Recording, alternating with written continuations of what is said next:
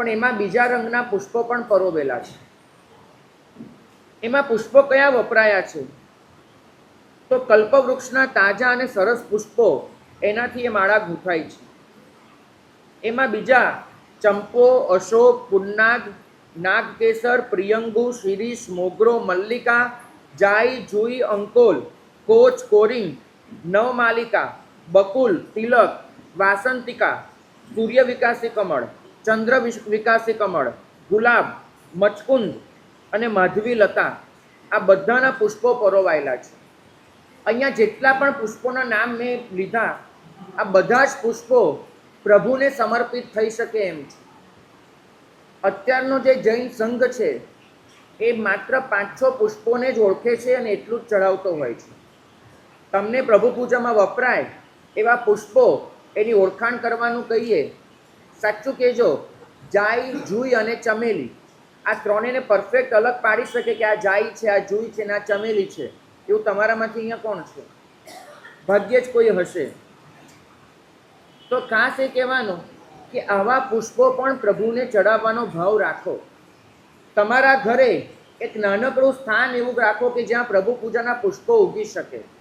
તમે જ્યારે બહારથી પુષ્પો ગ્રહણ કરો ત્યારે પણ આવા કોઈ પુષ્પો આવે એવો પ્રયત્ન કરો.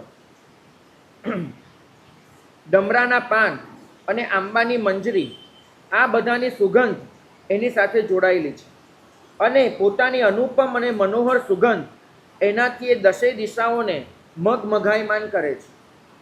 અમે હમણાં જ ઉપધાન કરાવીને આવ્યા, તો ઉપધાન પૂર્ણ થયે બધાને જે ભેટ અપાય એમાં એક ભેટ એ આપી હતી કે આવા પ્રકારના વિવિધ પુષ્પો એના બધાને રોપા આપ્યા હતા ભેટમાં, કે તમે ઘરે જઈ અને આ છોડ વાવો, એનાથી જે પુષ્પ ઉગે એનાથી પ્રભુ પૂજા કરો.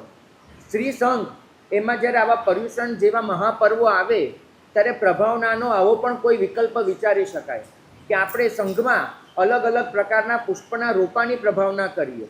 અને એ કરી અને બધાને જ તમે વિચાર તો કરો, કોઈ નવમાલિકા લઈને આવે, કોઈ પુન્નાગ લઈને આવે, કોઈ મચકુંદ લઈને આવે, કોઈ વળી આ માધવી લતા લઈને આવે, અને બધા જ પુષ્પોથી જ્યારે પ્રભુનો આંગી થાય ત્યારે કેવો આનંદ આવે તમે પોતે વિચારો. તો ક્યારેક તપ નિમિત્તે, ઉજવણા નિમિત્તે તમે જ્યારે વહેંચણી કરો એમાં આ એક કન્સેપ્ટ પણ અપનાવી શકાય ખરો. સર્વ ઋતુઓના સુગંધી પુષ્પોની માળાઓથી સફેદ અને વચ્ચે વચ્ચે દેદીપ્યમાન અને રમણીય એવા લાલ, પીળા વગેરે ભિન્ન ભિન્ન રંગના પુષ્પોની ગૂંથણી એમાં કરવામાં આવી હતી. એટલે માળા જોઈને એમ લાગે કે આ કંઈ બનાવેલી માળા નથી, જાણે ચિતરેલી છે, એવી આશ્ચર્યકારી. અને એની અતિશય સુગંધને લીધે બીજેથી ભમર, ભમરીઓ અને મધમાખી એ બધા ખેંચાઈ આવે છે અને પુષ્પની માળામાં લીન બનીને ચારે બાજુ મધુર ગુંજારવ કરે છે. એવી માળાને આકાશ તલથી ઉતરતી અને પોતાના સુધી આવતી એવી ત્રિશલા માતા જુએ છે. હવે છઠ્ઠા સ્વપ્ને ત્રિશલા માતા ચંદ્રને જુએ છે. એ ચંદ્ર ગાયનું દૂધ, ફીણ, પાણીનો કણિયા અને રૂપાનો કળશ એના જેવો સફેદ છે. શાંતિને આપનારો છે. લોકોનું હૃદય અને નેત્ર એને વહાલો લાગે એવો છે. 16 કળાથી યુક્ત છે અને પોતાનો પ્રકાશ એટલો પાથરે છે કે ઘોર અંધારાને પણ દૂર કરી નાખે છે. શુક્લ અને કૃષ્ણ એ બંને પખવાડિયા એની મધ્યમાં જે પૂનમ આવે એ પૂનમના દિવસે જેવો ચંદ્ર શોભતો હોય એવી કળાઓવાળો છે. કુમુદના વનને વિકસ્વર કરનારો છે અને જાણે બરાબર માંજીને ઉજ્જવલ કર્યો હોય એના અરીસા જેવો એનો વર્ણ છે. હંસ જેવો એ શોભી રહ્યો છે અને જ્યોતિષમાં અગ્રેસર છે. અંધકારનો શત્રુ છે અને કામદેવના ભાથા સમાન છે, કારણ કે ચંદ્ર ઉગે તો લોકોને કામદેવ સતાવે. સમુદ્રની ભરતીને વધારનાર છે. આ જે વાક્ય છે આપણને ખૂબ આશ્ચર્ય જન્માવે એમ છે, કેમ કે વિજ્ઞાનને સમુદ્રની ભરતી ચંદ્રને લીધે આવે છે એ શોધવામાં ઘણો સમય વીત્યો છે. ચંદ્રનું ગુરુત્વાકર્ષણ એ સમુદ્રના પાણી પર અસર કરે અને એનાથી ભરતી આવે એ વિજ્ઞાનને શોધતા ઘણી વાર લાગી. ત્યારે લગભગ આ 2000 કરતાંય વધારે વર્ષ જૂના ગ્રંથમાં આ વસ્તુ નોંધાયેલી છે કે સમુદ્રની ભરતી એ ચંદ્રને લીધે આવે છે. જે સ્ત્રીઓનો પતિ પરદેશ ગયા હોય એ સ્ત્રીઓને ચંદ્ર જોઈને પોતાના પતિની ખૂબ યાદ આવે છે. સૌમ્ય અને રમણીય સ્વરૂપવાળો છે અને આકાશમાં એ ચંદ્ર જ્યારે હોય ઉગે ત્યારે કેવો શોભે છે, તો જાણે એમ લાગે છે કે આકાશ મંડળનું એક મોટું સૌમ્ય અને ચંચલ તિલક છે. તો પોતાની પત્ની એવા રોહિણીના ચિત્તને હિતકારી ભરતા અને ચાંદનીથી સુશોભિત એવા સંપૂર્ણ ચંદ્રને ત્રિશલા માતા છઠ્ઠા સ્વપ્ને જુએ છે. સાતમા સ્વપ્ને સૂર્યને જુએ છે. સૂર્ય અંધકારના સમૂહનો નાશ કરનાર છે. તેજ વડે જાજ્વલ્યમાન સ્વરૂપવાળો છે. એનો લાલ રંગ કેવો છે? તો લાલ અશોક વૃક્ષ, પ્રફુલ્લિત કેસુડો, પોપટની ચાંચ અને ચનોઠીનો અર્ધભાગ આના જેવા લાલ રંગવાળો છે. સૂર્ય ઉગે એટલે કમળના વનો ખીલી ઉઠે છે. મેષ વગેરે રાશિમાં એ પોતે સતત ભ્રમણ કરનારો છે. આકાશમાં જાણે એક દીવાની જેમ શોભી રહ્યો છે. બરફ અને ધુમ્મસ એને હટાવી દેનારો છે. ગ્રહોના સમુદાયનો મહાન સ્વામી છે. સૂર્યાસ્ત વખતે અને સૂર્યોદય વખતે એની સામે જોઈ શકાય છે, તે સિવાય ન જોઈ શકાય એવા ઉગ્ર સ્વરૂપવાળો છે. અને જે અન્યાયથી ભટકનાર અને વ્યભિચારી, ચોર વગેરે હોય એમને અટકાવનાર છે. ઠંડીના વેગને પોતાના તાપથી દૂર કરનાર છે. પ્રદક્ષિણા દ્વારા મેરુ પર્વતની આસપાસ સતત ભ્રમણ કરનાર છે. વિસ્તીર્ણ મંડળવાળો છે અને પોતાના હજાર હજાર કિરણોથી ચંદ્ર, તારા વગેરેની શોભાનો નાશ કરનાર છે. એવા સૂર્યને ત્રિશલા માતા સાતમા સ્વપ્ને જુએ છે. આઠમા સ્વપ્ને ધ્વજને જુએ છે. એ ધ્વજ કેવો છે? તો ઉત્તમ જાતિના સુવર્ણમય દંડ પર રહેલો છે. એ ધ્વજ પર ઘણા બધા મોરપીંછ લગાડેલા છે. એ મોરપીંછ કેવા છે? તો લીલા, કાળા, લાલ, પીળા અને ધોળા વર્ણવાળા મનોહર છે, સુકોમળ છે અને પવનથી આમ તેમ ફરકી રહ્યા છે. જાણે મનુષ્યના મસ્તક પર ચોટલો શોભે એવી રીતે પેલા મોરપીંછ ધજાના માથા પર શોભી રહ્યા છે. એ ધજાના ખૂણામાં એક સિંહ દોરે ચિત્રેલો છે. હવે એ જે સિંહ છે એ કેવો સફેદ છે? તો સ્ફટિક, શંખ, અંકરત્ન, મચકુંદ પુષ્પ, પાણીના કણિયા અને રૂપાના કળશ જેવો સફેદ છે અને અત્યંત સૌંદર્યવાન છે. પવન આવે, ધજા ફરકે, એટલે ધજા ફરકે ત્યારે સિંહ જાણે આકાશને ફાડી નાખવા માટે ઉછાળા મારતો હોય એવું લાગે છે. તો સુખદાયક એવા મંદ મંદ પવનમાં ચલાયમાન થતા અતિશય મોટા અને મનુષ્યોને જોવાલાયક એવા રમણીય સ્વરૂપવાળા ધ્વજને ત્રિશલા માતા આઠમા સ્વપ્ને જુએ છે. નવમા સ્વપ્ને મંગલ કલશને જુએ છે. ઉત્તમ જાતિના સુવર્ણથી એ બનેલો છે. નિર્મળ જળથી ભરેલો છે અને તેથી જ કલ્યાણને સૂચવનાર છે. ચટકાટ કરતી કાંતિવાળો, કમલ એની ચારે તરફ કમલો પાથરેલા છે. આ મંગલ કલશનું દર્શન પણ કરીએ એનાથી સર્વ મંગલના પ્રકારો અવશ્ય પ્રાપ્ત થાય છે.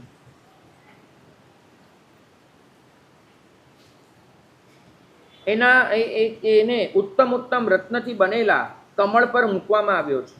નેત્રોને આનંદ આપનારો છે અને પોતાના તેજ વડે સર્વ દિશાઓને દીપાવી રહ્યો છે. ઉત્તમ સંપત્તિના ઘર રૂપ છે. સર્વ પ્રકારના અમંગલથી રહિત છે ને એથી શુભ કરનાર છે. તેજસ્વી છે.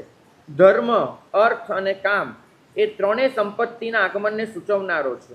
અને સર્વ ઋતુઓમાં થતી સુગંધી પુષ્પોની માળાઓ એ કળશને પહેરવામાં આવી છે. આવા રૂપાના કળશને ત્રિશલા માતા નવમા સ્વપ્ને જુએ છે. દસમા સ્વપ્ને પદ્મ સરોવરને જુએ છે.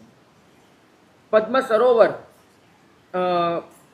ઉગતા સૂર્યના કિરણો એનાથી જેમાં ખીલી ઉઠ્યા છે હજાર હજાર પાંખડીના કમળો. એ કમળો એ પદ્મ સરોવરમાં ચોતરફ પથરાયેલા છે અને એ કમળમાંથી નીચે જે એની જે પરાગરજ ઉડે એનાથી પદ્મ સરોવરનું પાણી અત્યંત સુગંધી અને જરાક પીળાશ પડતું થઈ ગયું છે.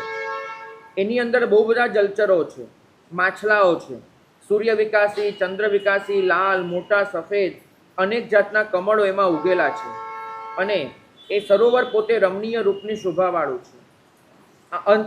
ભ્રમરને એમ થાય છે કે આટલા બધા કમળ અને આવું સરસ સરોવર, તેમનું અંતઃકરણ ખૂબ હર્ષિત થયું છે. ભમરીઓ મદોન્મત્ત બનીને એ કમળના રસનો આસ્વાદ કરે છે. એ સરોવરમાં રહેલા જે હંસ, બગલા, ચકવા, રાજહંસ, સારસ વગેરે પક્ષીઓ છે એ તો જાણે ગર્વિષ્ઠ બન્યા છે કે અમને આવા સરસ સ્થાને રહેવા મળે છે. અને એ સરોવરમાં કમળના કમળના છોડ હોય ને કમલિની કહેવાય. હવે એ કમલિની અને એમાં એ કમલિની સેજ લીલા લીલા રંગના પાંદડા હોય એના, અને સરોવરમાં પાણીના કણિયા એ ઉછળી ઉછળીને પેલા પાંદડા પર પડે તો જાણે આખું સરોવર કેવું દેખાય છે કે હીરા પરોવેલા નીલમના ઘરેણા એ સરોવરે પહેરેલા છે. તો હૃદય અને નેત્રોને પ્રેમ ઉપજાવનાર અને અત્યંત રમણીય અને પૂજનીય એવા પદ્મ સરોવરને ત્રિશલા માતા 10મા સ્વપ્ને જુએ છે. 11મા સ્વપ્ને ક્ષીર સમુદ્રને જુએ છે. ચંદ્રના કિરણ એના જેવી અતિ ઉજ્જવલ એવી એની શોભા છે. એમાં ચારે તરફ પાણીનો સમૂહ ખૂબ વધી રહ્યો છે. એમાં અત્યંત ચંચલ અને ઊંચા એવા વારંવાર મોજા આવે છે, એનાથી પાણી ભેગું થઈને છૂટું પડે છે. પવન ત્યાં ખૂબ વાઈ રહ્યો છે, એના લીધે એમાં તરંગ, ભંગ અને ઉર્મી એવા જાત જાતના મોજા ઉછળે છે. અને એ સમુદ્રમાં જે ભરતી આવે અને ભરતીનું પાણી પાછું ફેંકાય એનાથી જાણે એમ લાગે છે કે વારંવાર એ કિનારાને ભેટવા માટે દોડે છે અને પાછો ફરે છે. એ સરોવરમાં મોટા મગરમચ્છ છે, માછલા છે, વ્હેલ માછલીઓ છે, શાર્ક છે, તિલતિલિક, નિરુદ્ધ, આવા અનેક પ્રકારના જલચર જીવો, એ જલચર જીવો ત્યાં આગળ પોતાના પૂંછડા પછાડે એટલે કપૂર જેવા સફેદ ફીણ એ સમુદ્રમાં થઈ રહ્યા છે. મોટી મોટી નદીઓ એનું પાણી ત્યાં અત્યંત વેગથી આવે છે અને સમુદ્ર સામે ભરતી કરે છે.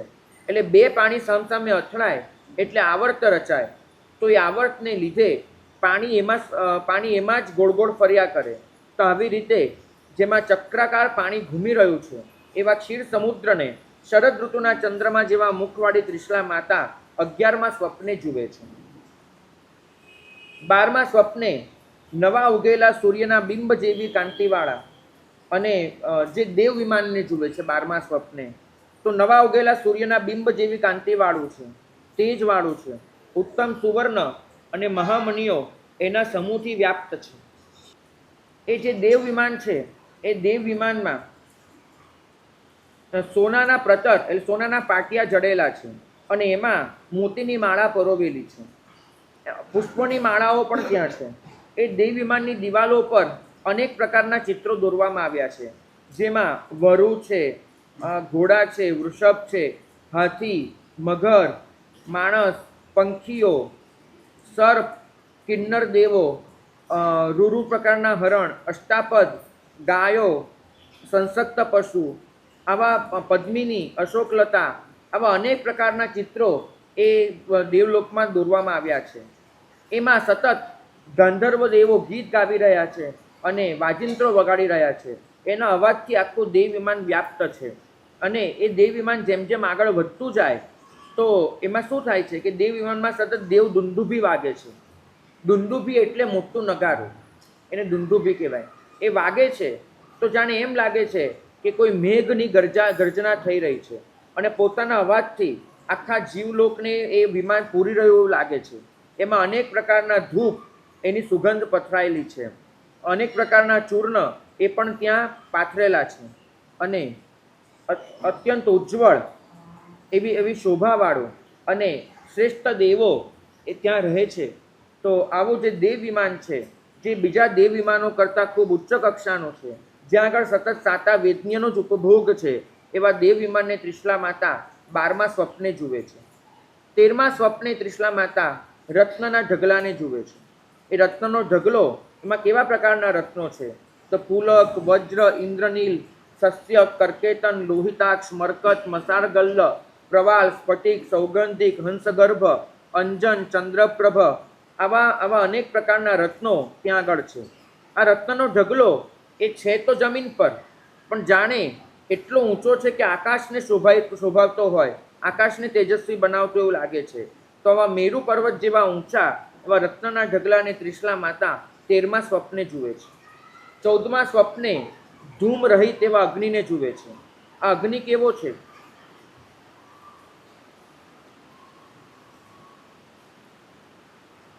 એ અગ્નિમાં જેટલી પણ જ્યોત છે એ વિસ્તારવાળી છે.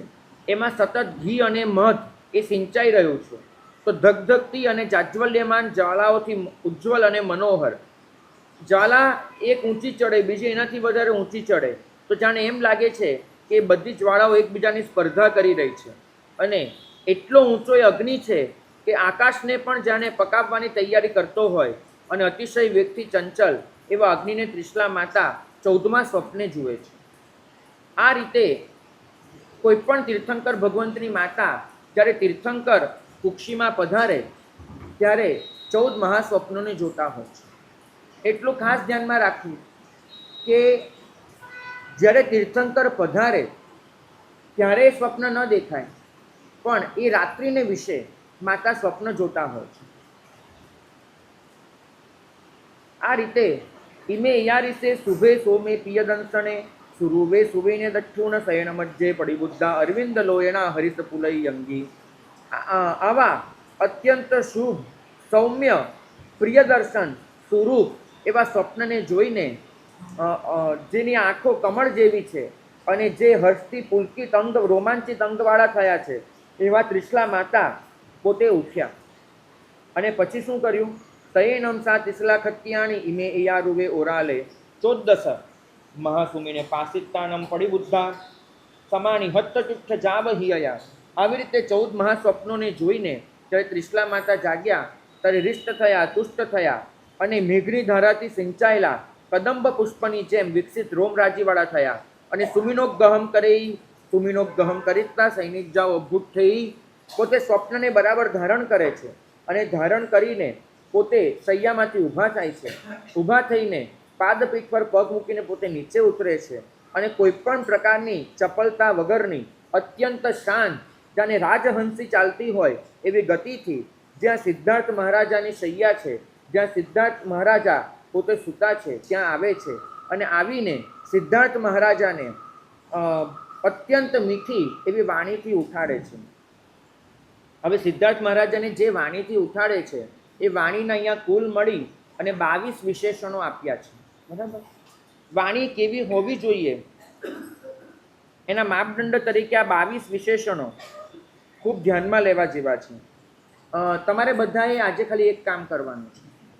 અહીંયા જે 22 વિશેષણો બોલાય, બરાબર, વાણીના, એમાંથી તમારી પોતાની વાણીમાં કેટલા વિશેષણો છે દરેકે પોતે નક્કી કરવાનું છે કે હું જ્યારે બોલું ત્યારે મારી વાણીમાં આમાંથી કેટલા ગુણો એમાં ઘટતા હોય છે. બરાબર? અને જેનો સૌથી વધારે સ્કોર હશે એને અહીંયા સંઘ તરફથી બહુમાન કરવાનું છે. તો બધા ધ્યાન આપીને એ 22 વિશેષણો પોતાની વાણી સાથે સંકળવાનો પ્રયત્ન કરજો. પહેલાં તો જ્યારે વાણી બોલાય ત્યારે એવું લાગે કે આહા કેટલું મીઠું બોલ્યા, તો વાણી વલ્લભ લાગે.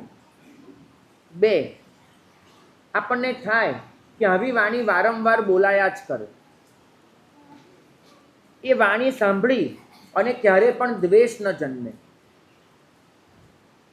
મનુન્નાહી, મનને વિનોદ પમાડે, મનને આનંદ આપે એવી એ વાણી હતી. મણામાહીમ, એકવાર સાંભળીએ પછી ક્યારે ભૂલી જ ન શકાય એ પ્રકારની એ વાણી હતી.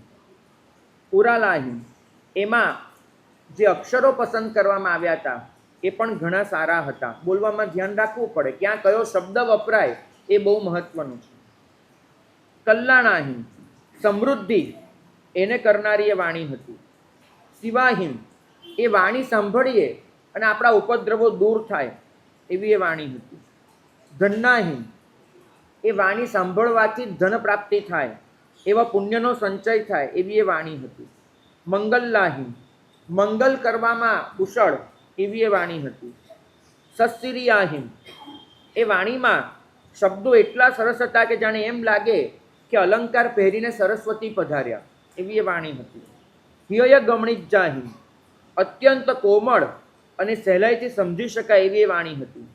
હિય પલ્લહાયણિજાહીમ, હૃદયમાં કોઈ પણ શોક હોય એ શોકને પણ દૂર કરી નાખે એવી એ વાણી હતી. મિય મહુર મંજુલાહીમ, એ વાણી મિત હતી.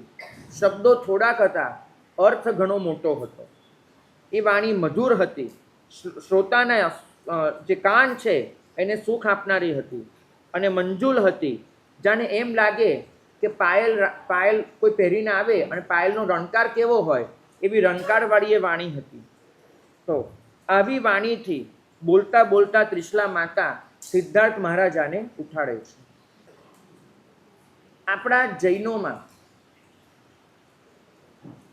બધાએ તો સમજવાનું જ છે, પણ જૈનો એ વિશેષ છે. આપણી જીભ પર કાબુ બહુ જ ઓછો હોય છે. પરિણામ એ આવે છે કે ક્યારે શું બોલવું એ જેટલું મહત્વનું છે એટલું જ મહત્વનું એ છે કે કેવી રીતે બોલવું. નગ્ન સત્ય એનો ખાસો આગ્રહ થઈ ગયો છે. કોઈને પણ વાગી જાય એવા વચન બોલવા એ આપણને ખૂબ ફાવે છે. એક વસ્તુ યાદ રાખજો, અહીંયા આજે સોનાની ગીનીની પ્રભાવના કરાવીએ, પણ એ સોનાની ગીની છે એ સઘડી પર મૂકીને તપાવીને હાથમાં આપીએ તો કોઈ સોનાની ગીની પણ હાથમાં નહીં લે, ફેંકી દેશે. બરાબર? સોનું હોય તો પણ ફેંકી દેશે. તમારી વાત ગમે તેટલી સાચી હોય, પણ જ્યારે તમે એને એવી રીતે ગરમ કરીને આપો ત્યારે માણસ એ તમારી વાતને ન જુએ, એની સાથે જે ક્રોધ જોડાયો છે એને જ જુએ. તો બહુ જ જરૂરી છે કે જ્યારે બોલીએ ત્યારે કોમળતાથી બોલીએ. મક્કમતા હોઈ શકે, પણ જરૂર નથી કે મક્કમતા સાથે કઠોરતા પણ આવી જ જાય. કોમળતા આપણો સ્વભાવ બનવી જોઈએ. અને જો આ બની શક્યું, તમે જાણો છો કે પ્રભુ જ્યારે બોલતા હોય ત્યારે વાણી કેવી હોય કે સાંભળીને એમ થાય જાણે તમે ઘી પીધું, મધ પીધું, દૂધ પીધું. કારણ કે વાણીમાં જ એટલી કોમળતા હોય, એટલો પ્રેમ હોય, એટલો સદભાવ ભરેલો હોય. આપણે કલ્પસૂત્ર સાંભળીએ, આ વાણીના વર્ણન પણ સાંભળીએ, અને છતાં પણ આપણી વાણીમાં જો કોઈ ફરક ન પડે તો સમજવું કે ખાલી આપણે સાંભળીને નીકળી ગયા. કલ્પસૂત્ર વાસ્તવમાં જીવનશાસ્ત્ર છે. જીવનશાસ્ત્ર એ રીતે છે કે આ વર્ણનો માત્ર વર્ણન નથી, એ તમને ને મને એક પ્રેરણા પૂરી પાડે છે કે આની સાથે પોતાની જાતની સરખામણી કરી જુઓ, અને એ સરખામણી કરીને જો તમને તમારા જીવનમાં કંઈ બદલવા જેવું લાગે તો બદલી જુઓ.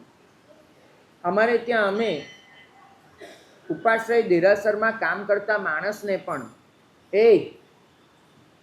એવી કરીને ક્યારેય નહીં બોલાવ્યું. એક સાધુ છે, એના મોઢામાંથી આવી ભાષા ક્યારેય ન નીકળે કે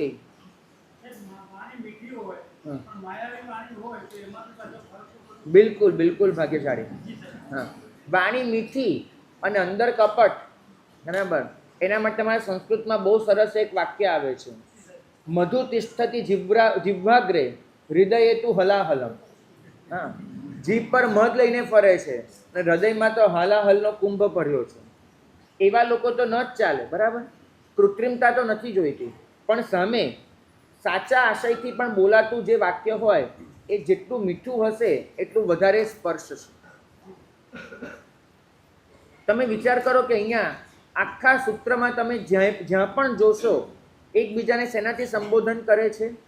દેવાનુપ્રિય. દેવાનુપ્રિય એનો અર્થ કેવો થાય? એનો અર્થ તમે જો ગુજરાતીમાં કરવા જાઓ તે દેવોને વહાલા, એ દેવોને વહાલી, આવો એનો અર્થ થશે. અહીંયા પતિ પત્ની પણ આ જ સંબોધનથી વ્યવહાર કરે છે. રાજા પોતાના નોકરને બોલાવે તો પણ આ જ કહીને બોલાવે છે. હંમેશા એક વસ્તુ આર્ય સંસ્કૃતિમાં હતી, માણસનું કામ ગમે તે હોય એને ઇજ્જત આપો, એને કરો. આજથી ઘરે જઈ અને ચોક્કસ ટેવ પાડજો. તમારા શ્રાવિકાને બોલાવો ત્યારે કહેજો દેવાનું પ્રિય, દેવોને વાલી. આવું કરીને બોલાવશો ને, લગભગ તમારું ઘર એ તમને એમ લાગશે કે દેવલોક જેવું થઈ ગયું. બરાબર? હા, આવું બોલવાનું ક્યારથી બંધ થયું? ભાગ્યશાળી, મન લાગે તમારો જન્મ થયો તે દિવસથી, કદાચ એવું લાગે છે, પણ હવે પાછું શરૂ કરી દઈએ. તો આ જે વાણી છે મૂળ એટલા માટે હરિભદ્ર સુરી મહારાજ ફરમાવે છે કે 1000 માણસ બેઠા હોય, 1000 માણસ, એની વચ્ચે જો એક જૈન હોય તો તમારે પૂછવા ના જવું પડે કે આમાં જૈન કોણ છે. એ તમને એના વ્યવહારથી સ્વયં સમજાઈ જાય કે આ જૈન હશે. આ જૈનનો વ્યવહાર ઔચિત્યથી ભરપૂર હોય. જૈનની વાણી એ સૌજન્યથી છલકાતી હોય. જૈનનો કોઈ પણ વર્તન વિનય વિવેક સાથે લઈને ચાલતું હોય. બરાબર? આજે મહાજનની આ શોભા હતી. મહાજન એક વાક્ય બોલવા ઊભું પણ થાય ને તો બધા શાંત થઈને એનું સાંભળતા હતા, કેમ કે નિરર્થક વાણી વિલાસ નહોતો અને બોલાતું હતું ત્યારે એમાં સત્વ ભળેલું હતું. તમારી પાસે જોઈએ છે સત્વ, અને તમારી પાસે જોઈએ છે સત્વ સાથે જોડાયેલો ધર્મ સ્નેહ. જ્યાં સત્વ અને સ્નેહ બંને ભેગા થશે ને, ત્યાં આગળ તમારી વાણી એવી દમદાર બનશે કે એક વાણી અનેકના જીવન પલટી નાખશે. ગુજરાતી એક સાહિત્યકાર એને બહુ સરસ લખ્યું છે કે આ સંત મહાત્માઓનો, ઋષિ મુનિઓનો એક એક શબ્દ અનેક લોકોના દિલ બદલી શકે છે, પણ આપણા તો અનેક વાક્યો એક જણનું પણ દિલ બદલી નથી શકતા. બોલો, એક શબ્દ અનેકનું બદલી નાખે, આપણું અનેક એકનું ન બદલે. એના મૂળમાં છે કે ક્યારે, ક્યાં, કેવી રીતે શું બોલવું એ કદાચ આપણે શીખ્યા નથી. જો આટલું શીખી જઈશું તો આ ધરતી પોતે સ્વર્ગ બની જશે. અન્ય ધર્મીઓ અને જૈન ધર્મી એમાં ફરક કેટલો હોય? એક આચાર્ય ભગવંતે બહુ સરસ પોતાના પ્રવચનમાં કહ્યું હતું. એમને પૂછવામાં આવ્યું કે સાહેબ, આપ પણ દેવલોકની વાત કરો, અન્ય ધર્મ પણ દેવલોકની વાત કરે, તો આપના ધર્મમાં અને અન્ય ધર્મમાં ફરક શું રહ્યો? બહુ કાતિલ પ્રશ્ન હતો. આચાર્ય ભગવંતે જવાબ આપ્યો કે બીજા તમામ ધર્મો દરેકને એમ શીખવાડે છે કે દેવલોકે કઈ રીતે જવાય, જ્યારે જૈન ધર્મ હંમેશા એ શીખવાડે છે કે જ્યાં જીવો છો એને દેવલોક કઈ રીતે બનાવાય. આટલો ફરક છે અન્ય ધર્મમાં અને જૈન ધર્મમાં.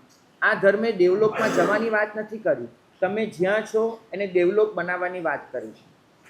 તો ત્રિશલા ક્ષત્રિયાણી આવી વાણીથી સિદ્ધાર્થ મહારાજાને જગાડે, અને પછી એમની રજા લઈને અનેક પ્રકારના મણિ, એનાથી મણિના ચિત્રો, મણિ એવી રીતે રગાડ્યા છે કે જાત જાતની રચના થાય.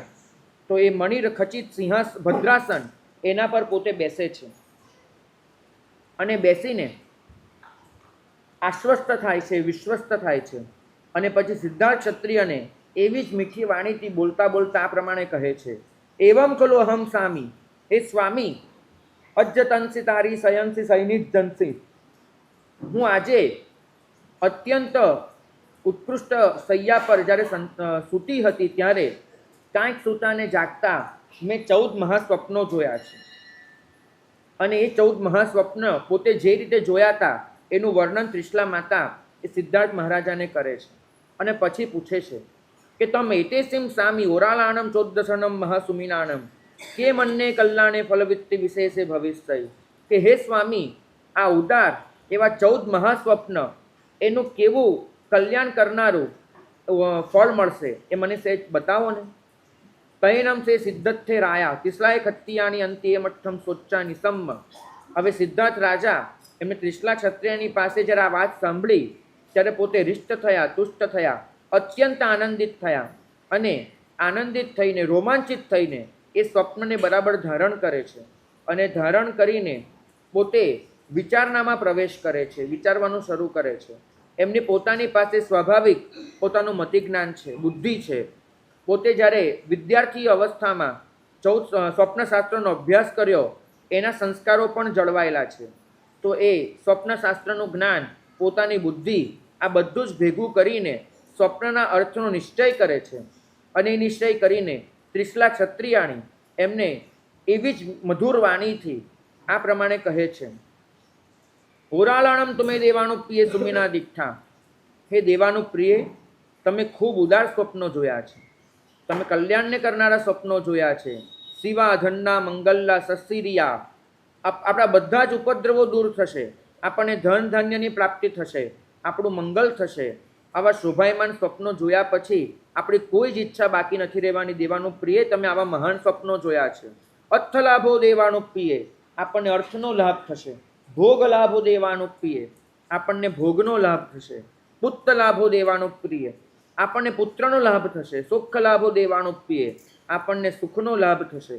રજ્ય લાભો દેવાનું પ્રિય, આપણને રાજ્યનો લાભ થશે. એવમ ખલુ તમે દેવાનું પ્રિય નવન્નમ આસાનમ બહુપડી પુન્નાનમ અદ્ધઠમાણય રાઇન્દિયાનમ વિકંતાણમ. હે દેવાનું પ્રિય, તમને જે પ્રકારના સ્વપ્નો આવ્યા છે એ જોતા 9 મહિના અને 7.5 દિવસ જ્યારે પૂરા થશે ત્યારે અમહમ કુલ કેવું, તમે એક પુત્રને જન્મ આપશો. પણ એ પુત્ર કેવો હશે? તો આપણા કુલમાં ધ્વજ જેવો. અમહમ કુલ દીવમ, આપણા કુલમાં દીપકની જેમ પ્રકાશ કરનારો. કુલપવ્યમ, પર્વત જેવો ગૌરવશાળી. કુલ વડિંસયમ, આખી સૃષ્ટિને માથે પહેરવાના મુગટ જેવો, કુલતિલયમ આ ધરતીરૂપી માતાના તિલક જેવો, કુલકીર્તિકરમ આપણા કુલની કીર્તિને વધારનારો, કુલવિત્તિકરમ આખા કુલને સાચવી લેનારો, કુલદિનયરમ જાણે કુલના આકાશમાં ઉગેલો સૂર્ય જોઈ લો, કુલાધારમ આખા કુલને આધાર આપનારો, કુલનંદીકરમ કુલને આનંદિત કરનારો, કુલજસકરમ કુલના યશને વધારનારો, કુલપાયવમ આખા કુલને એક વૃક્ષની જેમ પોતાની છાયામાં સમાવી લેનારો, કુલવિવર્ધનકરમ કુલની વૃદ્ધિ કરનારો, સુકુમાલ પાણીપાયમ જેના હાથ અને પગના તળિયા અત્યંત કોમળ છે, અહીણ સંપૂર્ણ પંચેન્દ્રિય શરીરમ જેનું સર્વાંગ સંપૂર્ણ શરીર છે, લક્ષણ વ્યંજન ગુણોવવેયમ લક્ષણ અને વ્યંજન બધા જ ગુણોથી જે પરિપૂર્ણ છે, માનું માણ પમાણ પરિપૂર્ણ સુજાય સંવંગ સુંદર અંગમ માન ઉન્માન અને પ્રમાણ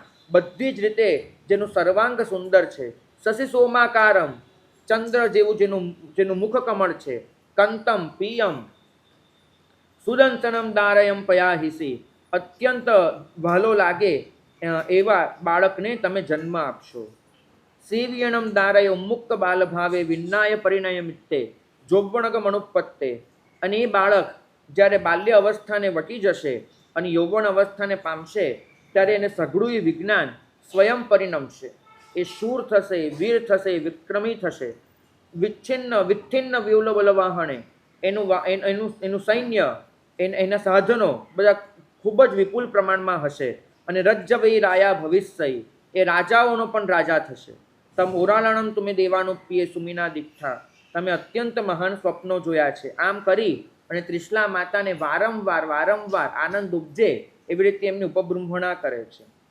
આ ઉપબૃંહણા એનો ઉત્સાહ એટલો વધારે ભાગ્યશાળી આ શીખવા જેવું છે. તમારી આગળ જ્યારે કોઈ માણસ કોઈ સારી વાત લઈને આવે ને, બને કદાચ કે સારી વાત તમારા માટે બહુ નાની હોય, બની શકે, પણ ક્યારે પણ ઉપબૃંહણા કરવાનું નહીં ભૂલતા, ક્યારે પણ નહીં ભૂલતા. આ શાસન આપણને શીખવાડે છે કે સંગમાં હે ગુણવંત તની ઉપબૃંહણા નથી, અનુપબૃંહણા કરી. ઉપબૃંહણા એટલે સામેવાળાને એના સદ્ગુણ માટે, એની સાધના માટે, એના સંસ્કાર માટે અપાતું પ્રોત્સાહન. આપણું પ્રોત્સાહન ન મળે કદાચ સામેવાળો છોડ કરમાઈ જાય, આપણું પ્રોત્સાહન ન મળે તો બને કદાચ કે સામેવાળી વાદળી વિલાઈ જાય. બહુ જરૂરી છે કે કોઈ વ્યક્તિની નાની પણ સારી વાત હોય એને આપણે પ્રોત્સાહન આપીએ અને એ રીતે એને આગળ વધારીએ. સિદ્ધાર્થ મહારાજા એવું કહી શક્યા હોત કે કાલે અત્યારે સાંભળી લીધું, જાઓ કાલે સવારે આપણે બોલાવીશું કોઈકને, એની પાસે બધું જાણીશું. નહીં, એમ વર્તન નથી કરતા. લાગણીની દરકાર કેટલી રાખે છે, કેટલું પૂરેપૂરું સાચવી લે છે, બંને પક્ષે પરસ્પરનો સ્નેહ અને સદ્ભાવ કેવો છે, આ ખરેખર જોવા જેવું છે. આ રીતે વારંવાર એમની અનુમોદના કરે છે. તૈણમ સા તિસલા ખત્તિયાણી સિદ્ધતસ્સ રણનો અંતિયમઠમ સોચ્ચા.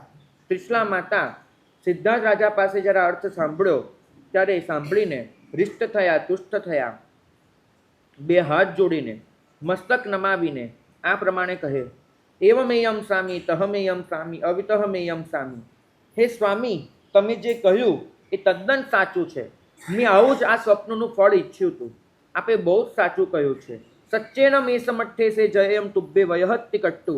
તમારી વાતનો હું સ્વીકાર કરું છું એમ કહીને તે સુમીને સંમમ પડીચ્છઈ એ સ્વપ્નને સમ્યક રીતે ધારણ કરે છે, અને ધારણ કરીને સિદ્ધાર્થ રાજા પાસેથી અનુજ્ઞા લઈને ભદ્રાસન પરથી ઊભા થાય છે. અને પછી આટલો ઉત્સાહ છે, પણ એ ઉત્સાહ એને મગજ પરનો કંટ્રોલ નથી ગુમાવ્યો. અત્યંત શાંત, જેવા આવ્યા હતા એવી જ રાજહંસ જેવી ગતિથી જ્યાં પોતાની શૈયા છે ત્યાં આવે છે, અને આવીને આવી ઉદ્ઘોષણા કરે છે. મા મેં તે ઉત્તમા પહાણા મંગલના મહાસુમિના. મેં જે આ ઉત્તમ મહાસ્વપ્નો જોયા છે એ અન્ય હિમ પાવ સુમિને હિમ પડી હમ્મિસ સંતિત કટ્ટુ. એ બીજા પાપ સ્વપ્નો હું જોઉં એનાથી હણાઈ ન જાય માટે હવે હું શૈયા નહીં કરું. દેવય ગુરુજન સંબદ્ધાઈમ પસત્થાઈમ મંગલ્લાઈમ ધમ્યાઈમ લઠ્ઠાઈમ કહાઈમ. દેવ અને ગુરુજન સાથે જોડાયેલી પ્રશસ્ત મંગલ કરનારી એવી જે ધાર્મિક કથાઓ છે, એટલે કે મહાપુરુષોના જીવન ચરિત્ર, મહાપુરુષોનો ઉપદેશ, મહાપુરુષોની શીખ, આ બધાને યાદ કરતા કરતા હું સુમિન જાગરિયમ જાગરમાણી સ્વપ્ન જાગરિકા જાગતી પડી જાગરમાણી વિહરઈ. હવે હું એ જ રીતે મારી બાકીની રાત પસાર કરીશ. શ્રાવકનો એક જ ભાવ હોય, 24 જીને વિનિક ગઈ કહાઈ બોલન તુમે દીહ. મારા દિવસો 24 તીર્થંકર પ્રભુ એના મુખકમળમાંથી નીકળેલી જે વાણી છે એ વાણીનું રસપાન કરતાં કરતાં પસાર થાવ. તો કંઈક આવી જ ભાવના સાથે ત્રિશલા ક્ષત્રિયાણી આ બોલે છે. આ સંસ્કાર એટલા માટે છે કેમ કે ત્રિશલા માતા અને સિદ્ધાર્થ ક્ષત્રિય એ પ્રભુ પાર્શ્વની પરંપરાના શ્રમણોપાસક શ્રમણોપાસિકા છે. કેશી સ્વામી એમના પણ જે ગુરુ હતા આર્ય સમુદ્ર, એ આર્ય સમુદ્ર પાસે આ માતા અને પિતા બંને ધર્મ પામેલા છે અને એમને શ્રાવક જીવનના વ્રતો આર્ય સમુદ્ર પાસે સ્વીકારેલા છે અને પરિણામે એ જૈન ધર્મની જે સુવાસ એમની પાસે હતી તેને લીધે પોતે આટલી સરસ ભાવનાઓ ભાવી શકે છે. ત્યાર પછી સિદ્ધાર્થ ક્ષત્રિય એ 25 કાળ સમયંશી. સિદ્ધાર્થ મહારાજા પણ આખી રાત ઊંઘ્યા નથી, પણ બધા જાગે એની રાહ જોઈ છે. અને જ્યાં પો ફાટ્યો સવાર પડી તો કૌટુંબિય પુરુષે સદ્દાવી, કૌટુંબિક પુરુષોને બોલાવે છે. ખાસ આ શબ્દ પણ જોજો કે અહીંયા પણ નોકર ચાકર આવો કોઈ પ્રયોગ નથી કરતા. બરાબર, તમે લોકો જ્યારે બોલો ને ત્યારે કદાચ આપણા ઉપાશ્રયમાં કામ કરનારા માણસો એને સેવકની જગ્યાએ તમે ક્યાંક નોકર છે એવો શબ્દ પ્રયોગ કરી દેતા હશો. ભાગ્યશાળી આ દાદરો ચડીને જે અંદર આવે ને એ દરેક જણ નોકર જ હોય છે 3 લોકના નાથનો, એ સિવાય કોઈ અહીંયા આવતું જ નથી. નોકર તો આપણે જ છીએ. બરાબર, પણ જો કોઈના માટે ઉલ્લેખ કરવો હોય તો વધુમાં વધુ એમ કહેવાય કે અમારા ઉપાશ્રયના સેવક છે. તો એ કૌટુંબિક પુરુષ એને બોલાવે છે અને બોલાવીને કહે છે કે હે દેવાનુપ્રિય, આજે તમે આપણી બહારની જે રાજસભા છે એને ખૂબ શણગારો, ખૂબ તૈયાર કરો. કેવી રીતે?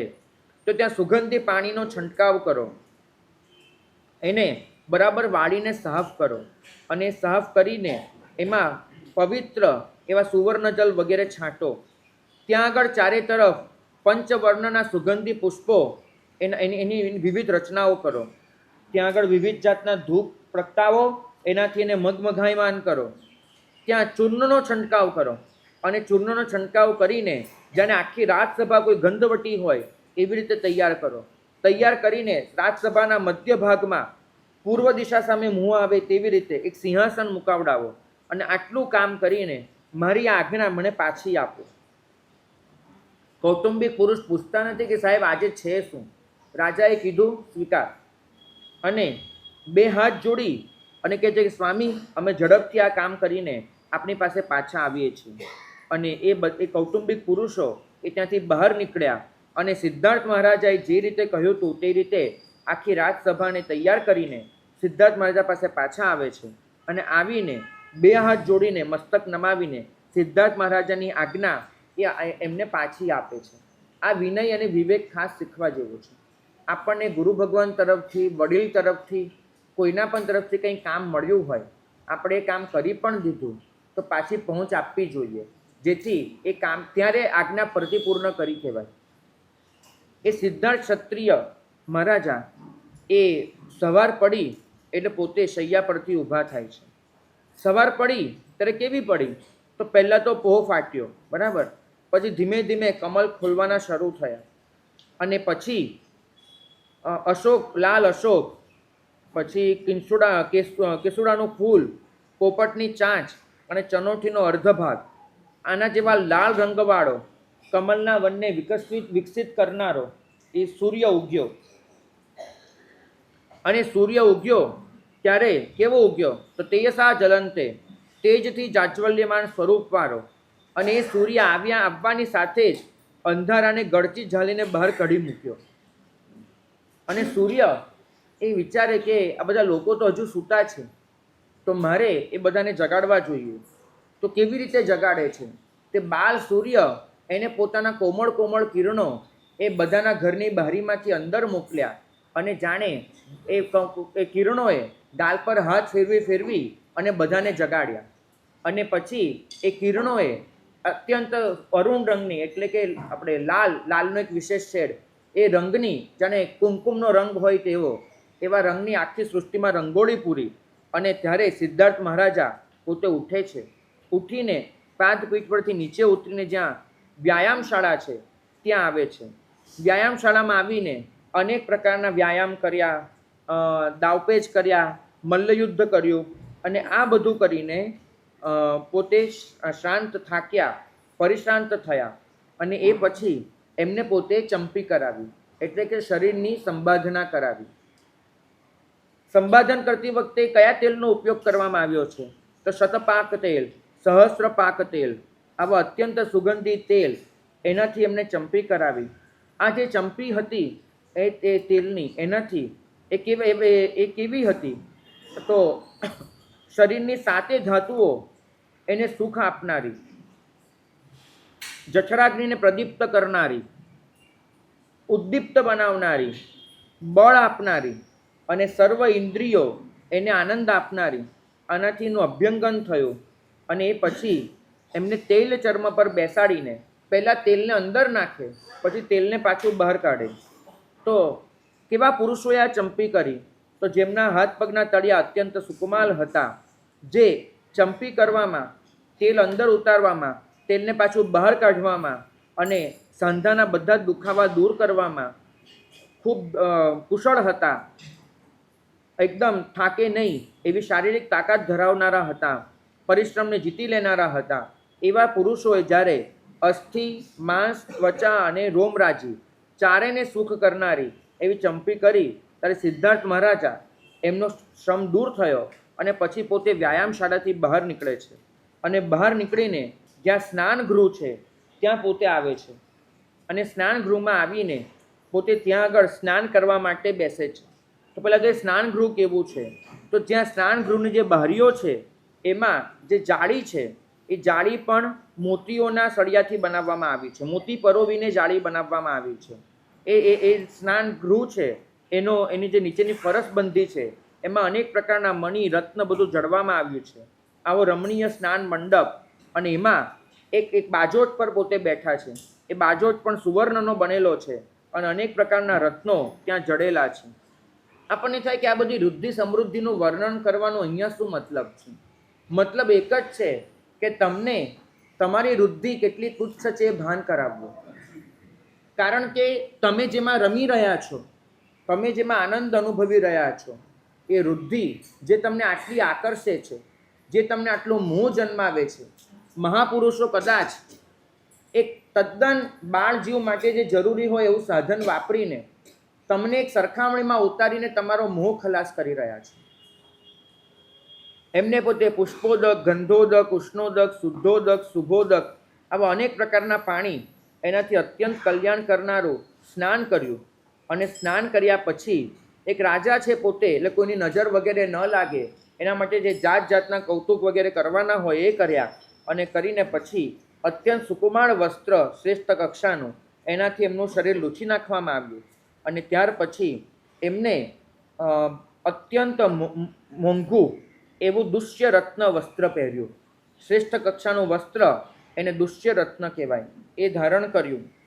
અને પછી અત્યંત સુગંધી આ દુષ્ય છે વસ્ત્ર, શ્રેષ્ઠ વસ્ત્ર એને દુષ્ય કહેવાય. ભગવાનના ખભે હોય દેવ આપેલે દેવ દુષ્ય, બરાબર. આવા દુષ્યનો જે ધંધો કરે એને દૌશિક કહેવાય. દૌશિક જે દુષ્ય વેચે એ દૌશિક. અને આજે એમાંથી બધા દોષી બની ગયા. એ દૌશિક હતું એ લોકો દોષી થયા. કોઈ છે દોષી અહીંયા? તમે પોતે સારું કહેવાય. તો આવા સરસ સુગંધી અને એવા ગોશિશ ચંદન એમનાથી એમને વિલેપન કરવામાં આવ્યું. એમને જે માળાઓ પહેરી એ અત્યંત પવિત્ર હતી. એમને મણિ અને સુવર્ણના અલંકારો ધારણ કર્યા.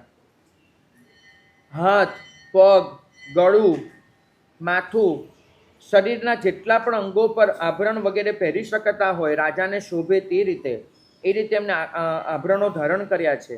એમની 10 આંગળીઓ એમાં મુદ્રા ધારણ કરી છે.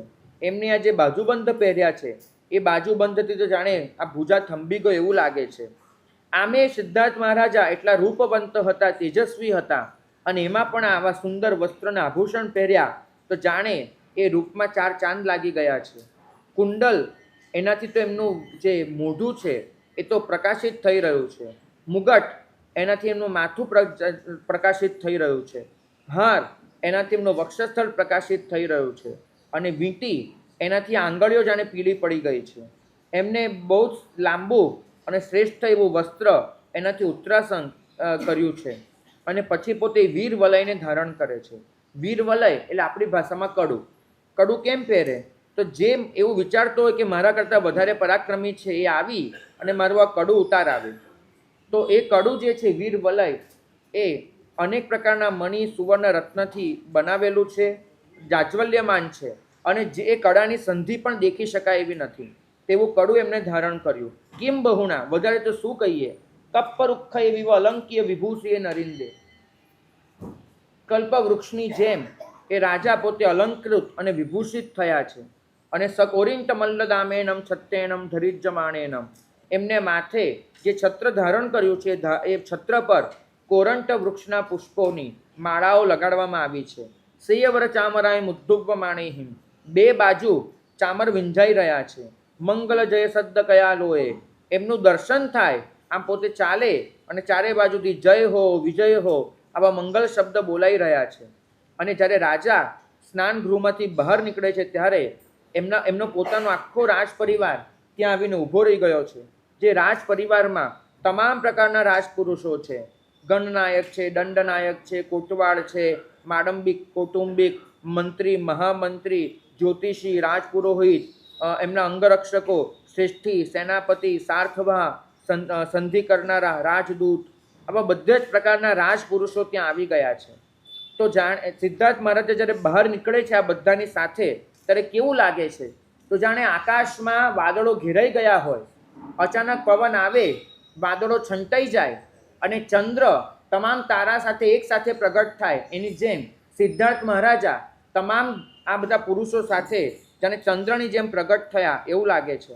એમનું દર્શન પણ ખૂબ પ્રિય લાગે એવું છે. તવા રાજા પોતે સ્નાન ગૃહથી બહાર નીકળે છે. અને બહાર નીકળી અને જ્યાં બહારની રાજ્યસભા છે ત્યાં આવે છે. અને આવીને સિંહાસન પર પોતે પૂર્વ દિશા સમુખ મુખ કરીને બેસે છે. અને બેસીને પોતાનાથી ઈશાન દિશામાં 8 ભદ્રાસન મુકાવે છે. આ વસ્તુનું ખાસ ધ્યાન રાખવા જેવું છે. એમને સ્વપ્ન લક્ષણ પાઠકોને બોલાવવાના છે. તો એ બોલાવતા પહેલાં જ સ્વપ્ન લક્ષણ પાઠકો આવશે તો ક્યાં બેસશે એની બધી જ ગોઠવણ પહેલેથી કરી લે છે. 8 ભદ્રાસન મુકાવી દે છે. નથી પધારતા હોતા. તમે પ્રભુના પધારતા પહેલાં જ મા બાપના સંસ્કારો જોજો. અને આવા સંસ્કારી માતા પિતાને ત્યાં જ ઉત્તમ સંતતિનો જન્મ થાય છે. આપણે ત્યાં ગૃહસ્થ આશ્રમ એનું લક્ષ્ય શું ગણાયું છે ખાસ યાદ કરજો. ગૃહસ્થ આશ્રમનું એક જ લક્ષ્ય છે સૌથી મોટું, બીજા બધા તો છે જ. મેં એક આખો લેખ લખેલો છે કે ગૃહસ્થ આશ્રમ એના લક્ષ્ય કેવા હોય, પણ એમાં સૌથી પહેલું લક્ષ્ય એ ગણાવ્યું છે શાસ્ત્રકાર ભગવંતોએ કે મારે આ સૃષ્ટિને શ્રેષ્ઠ કક્ષાની સંતતિ અર્પણ કરવી છે. મારી આ સૃષ્ટિને શ્રેષ્ઠ સંતતિ આપવી છે. શ્રેષ્ઠ સંતતિ ક્યારે અપાશે? જ્યારે મા બાપ પોતે સંસ્કારી હશે, મા બાપ પોતે આવું સૌજન્ય અને વિવેક શીખેલા હશે, તો એમના જીન્સમાં આ વસ્તુ જશે. અને એ 8 ભદ્રાસન મુકાવીને એના પર શ્વેત વસ્ત્ર પથરાવે છે.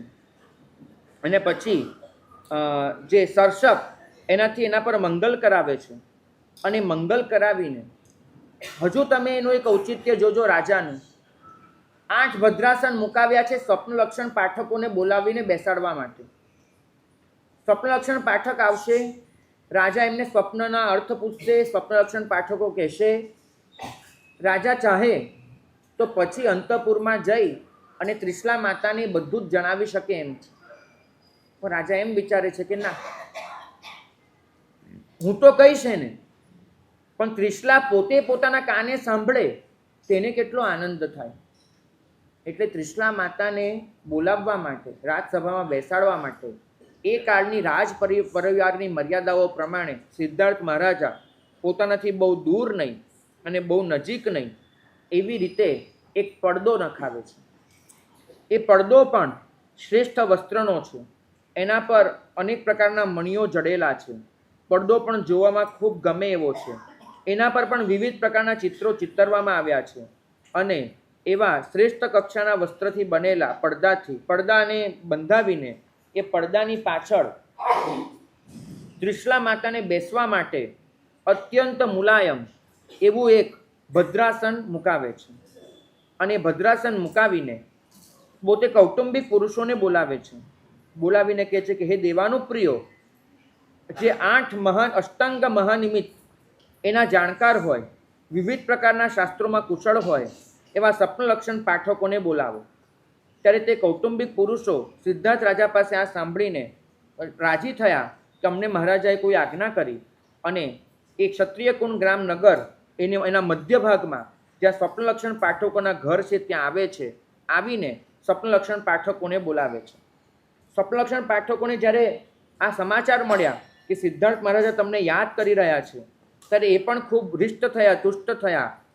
એમને સ્નાન કર્યું, બલિકર્મ વગેરે કર્યું, અનેક પ્રકારના કૌતુક મંગલ વગેરે કર્યા અને પછી રાજસભામાં જઈ શકાય એવા સરસ વસ્ત્રો એમને ધારણ કર્યા. એમને જે આભરણો પહેર્યા, આ આભરણો થોડાક હતા પણ અતિ મૂલ્યવાન હતા. અને પછી સરસપ વગેરેથી એમને પોતે મંગલ કર્યું અને પછી પોતપોતાના ઘરેથી નીકળે છે. અને ઘરેથી નીકળીને ક્ષત્રિયકુંડ ગ્રામ નગરની મધ્યમાં થતાં જ્યાં સિદ્ધાર્થ રાજાનો મહેલ છે ત્યાં આવે છે. પણ સીધા મહેલમાં પ્રવેશ નથી કરતા. મહેલના દરવાજે બધા ઊભા રહે છે અને ઊભા રહીને વિચાર કરે છે કે રાજાએ શેના માટે બોલાવ્યા છે એ તો આપણને ખબર જ નથી. એ તો અંદર જઈને ખ્યાલ આવશે. પણ રાજા જે પણ કહે અને આપણે બધા જ એનો જવાબ આપીએ એ શોભા નહીં ગણાય. કદાચ પરસ્પરનો વિસંવાદ દેખાઈ જાય એવું પણ બને. માટે આપણે નક્કી કરીએ કે આપણા બધા વતી કોણ જવાબ આપશે. વિચાર બધા કરીશું, વાત એક જણ કરશે.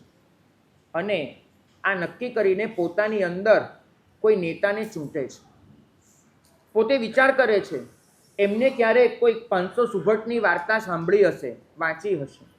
એનો વિચાર કરે છે કે એક વખત 500 સુભટ એટલે કે અત્યંત જોરાવર સૈનિકો કોઈક રાજા પાસે નોકરી મેળવવા ગયા. રાજાએ તો જોયું કે આવી રીતે 500 સુભટ છે, મજબૂત સૈનિકો છે. એને કીધું ચલો આવી જાઓ. મંત્રી કે રાજા એમ નોકરીએ ન રખાય, પેલા 500ને તપાસો. તો કે શું તપાસ કરવાની છે? તો કે મારા પર છોડી દો. પેલા 500ને રહેવા માટે એક મોટો હોલ આપવામાં આવ્યો છે. 500 જણ રોકાઈ શકે એવો મોટો હોલ છે. સાંજ પડી, ખાવાનું પીવાનું તો બરાબર મળ્યું, પણ સાંજ પડી તો 500 જણ વચ્ચે સૂવા માટે મંત્રીએ એક પલંગ અને 499 ગાદલા મોકલાવ્યા. પલંગ એક મોકલાવ્યો અને ગાદલા 499 મોકલાવ્યા. હવે મોટી તકલીફ એ કે 500માંથી પેલા પલંગ પર કોણ સૂઈ જાય? માનો કે 500 ગાદલા હોત તો કોઈ તકલીફ નહોતી, પણ જ્યારે એક પલંગ છે અને બાકીના ગાદલા છે ત્યારે તકલીફ થવાની.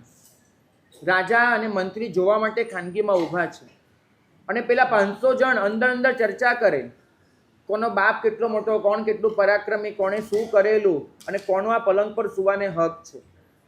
અને એમ કરતાં કરતાં તમારી જેમ વાણિયા હોત તો કદાચ એમ કીધું હોત કે ચિઠ્ઠી નાખી દઈએ ભાઈ, વાત પૂરી થાય નાખીને એમ.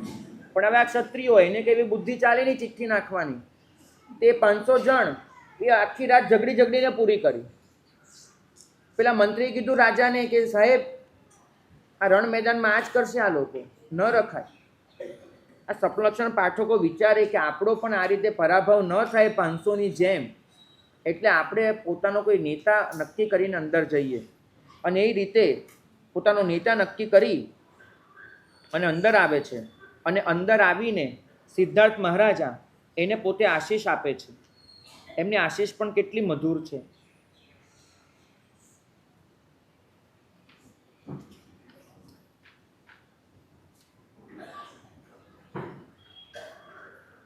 દીર્ઘાયુર્ભવ વૃત્તવાન ભવ ભવ, શ્રીમાન યશસ્વી ભવ, પ્રજ્ઞાવાન ભવ ભૂરિ સત્વ કરુણા, દાનૈક શૌંડો ભવ, ભોગાઢ્યો ભવ ભાગ્યવાન ભવ મહા, સૌભાગ્યશાલી ભવ, પ્રૌઢશ્રીર્ભવ કીર્તિમાન ભવ સદા, વિશ્વોપજીવ્યો ભવ. હે રાજન, તમે દીર્ઘાયુ થાવ, તમે લક્ષ્મીવાન થાવ, યશસ્વી થાવ, પ્રજ્ઞાવાન થાવ,